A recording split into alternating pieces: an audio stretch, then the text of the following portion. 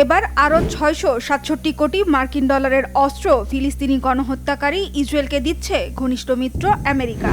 এর মধ্যে রয়েছে ৩৮০ কোটি মার্কিন ডলারের ৩০টি অ্যাপাচি হেলিকপ্টার, যা দিয়ে গেল ২ বছরেরও বেশি সময় ধরে গাজায় নিরীহ ফিলিস্তিনিদের ওপর নৃশংস হামলা চালিয়ে আসছে বর্বর ইসরায়েলি বাহিনী।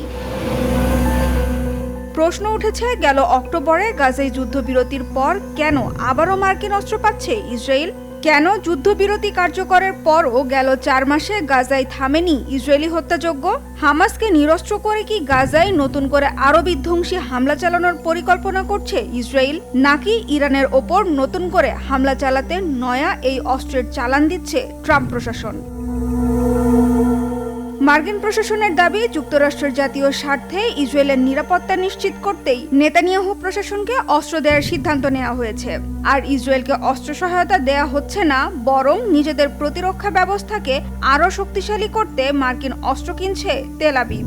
যদিও এর আগে ইসরায়েলের কাছে অস্ত্র বিক্রির কথা বললেও তেল আবিবে সামরিক সহায়তা হিসেবেই ক্ষেপণাস্ত্র পাঠিয়েছে ওয়াশিংটন। তবে বারবার আত্মরক্ষার কথা বলে ফিলিস্তিনি হত্যাকারী ইসরায়েলকে নতুন করে দেয়া অস্ত্র যে কোনো হামলা চালাতে নয়, এমনটা মানতে নারাজ বিশ্লেষকরা। তারা বলছেন, নয়া অস্ত্র কেবল ইসরায়েলের সামরিক সক্ষমতা বাড়াতেই নয়, এটি মধ্যপ্রাচ্যে মার্কিন পররাষ্ট্রনীতি কি হবে তারও ইঙ্গিত দিচ্ছে।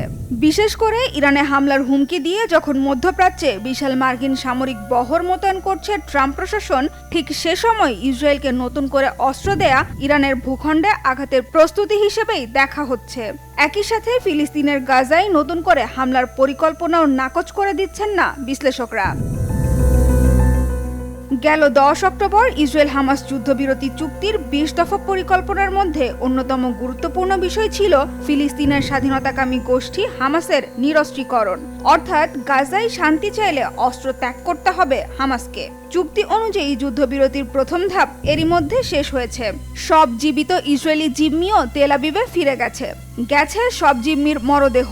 তাই নতুন করে হামাস নির্মূলের নামে আবারও গাজায় হামলা চালাতে পারে ইসরায়েল। আর যুদ্ধবিরতির পর আঘাত বন্ধ তো দূরে থাক, বরং প্রতিদিনই চলছে হামলা। গেল ৪ মাসে হামলা চালিয়ে ৫০০রও বেশি ফিলিস্তিনিকে হত্যা করেছে ইসরায়েল। তাদের রোজকার হামলায় নতুন করে শনিবার ভোর থেকে গাজার উত্তর পশ্চিমাঞ্চলীয় অঞ্চল আল মাওয়াসিতে বাস্তুচ্যুত ফিলিস্তিনিদের আশ্রয় কেন্দ্রে বিমান হামলা চালিয়েছে নেতানিয়াহু বাহিনী।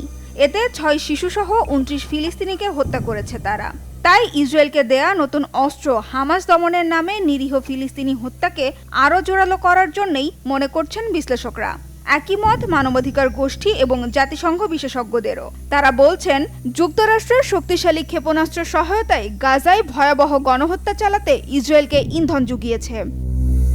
সানজিদা ইসলাম তন্নি, বাংলা ভিশন, নিউজ ডেস্ক।